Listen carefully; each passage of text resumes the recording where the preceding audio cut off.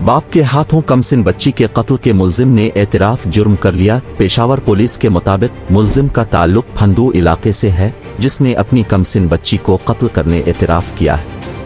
Police को दिए गए बयान में मुल्जिम ने कहा कि बेरोजगारी के बाइस में ज़हनी परेशानी का शिकार था। मुल्जिम ने मजीद कहा कि वाक़ये के रोज़ बच्ची बहुत रो रही थी, जिसके चुप न होने पर बच्ची को ऊपर ले जाकर ज़बह कर दिया। पुलिस को दिए गए बयान में मुल्जिम ने यह भी कहा कि मुझे रोजगार न मिलने पर बीवी काम न करने की शिकायत करती थी।